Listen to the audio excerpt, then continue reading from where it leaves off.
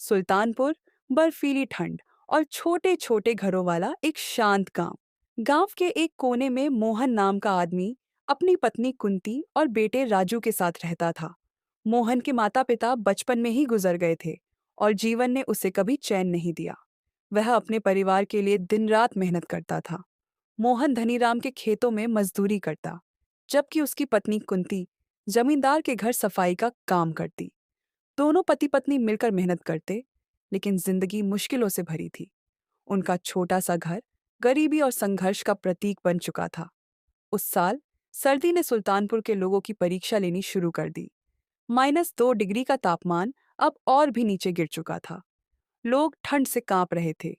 अलाव जलाना मुश्किल हो गया था क्योंकि सूखी लकड़ियां मिलना दुर्लभ हो गया था। ठंड ने गांव के गरीब परिवारों को बुरी तरह जकड़ लिया था। एक सुबह मोहन काम पर जाने की तैयारी कर रहा था। उसने कुंती से कहा, देखो कुंती, इस ठंड में काम करना बहुत मुश्किल है, लेकिन अगर काम पर नहीं गया तो सेठ गुस्सा करेगा। राजू, जो अभी बच्चा ही था, घर पर अकेला रह जाता।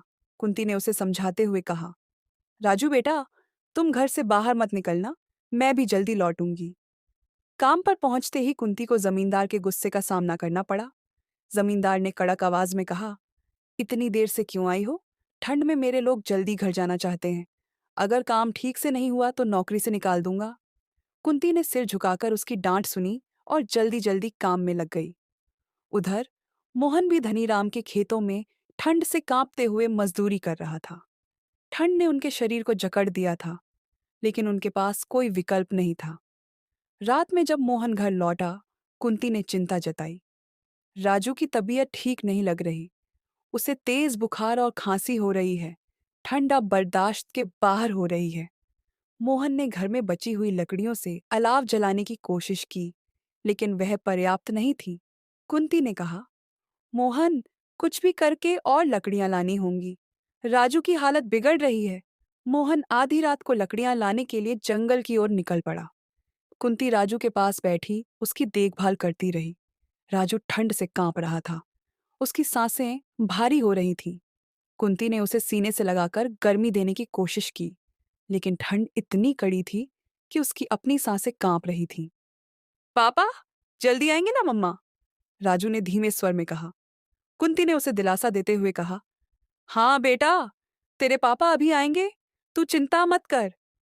लेकिन जैसे जैसे समय बीता, राजू की खांसी बढ़ती गई। उसकी आंखें धीरे धीरे बंद होने लगीं। कुंती उसे बार बार पुकारती रही, लेकिन वह अब ठंड की चपेट में आ चुका था। जब मोहन लकड़ियां लेकर घर पहुंचा, उसने कुंती को बिलखते हुए पाया। मोहन, हमारा बेटा हमें छोड़कर चला गया। ठंड ने हमारा राजू हमसे छीन लिया। दोनों पति पत्नी फूट फूट कर रोने लगे। राजू की मौत के बाद उनका छोटा सा घर, जो कभी हंसी से गूंजता था, अब सन्नाटे में डूब गया। कुंती ने खाना बनाना बंद कर दिया। मोहन ने काम पर जाना छोड़ दिया। दोनों दिन रात एक कोने में बैठे अपने बेटे की यादों में डूबे रहते। एक रात, जब ठंड अपने चरम पर थी, मोहन ने कुंती से कहा, कुंती, अब शायद भगवान के पास जाने का समय आ गया है। हमारा बेटा हमें पुकार रहा होगा।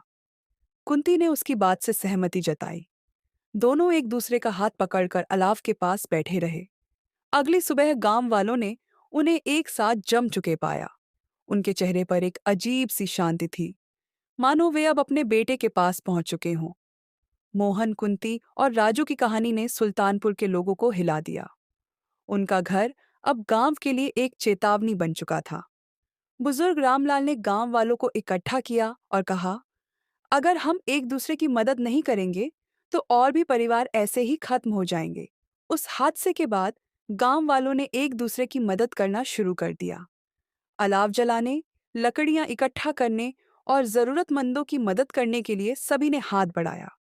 लेकिन सुल्तानपुर के लोग मोहन, कुंती और राजू की कहानी को कभी नहीं भुला पाए।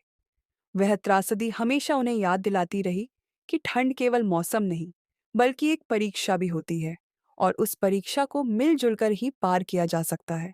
यह कहानी एक परिवार की नहीं, बल्कि हर गरीब की है, जो मौसम की मार और समाज की उपेक्षा से लड़ते हैं।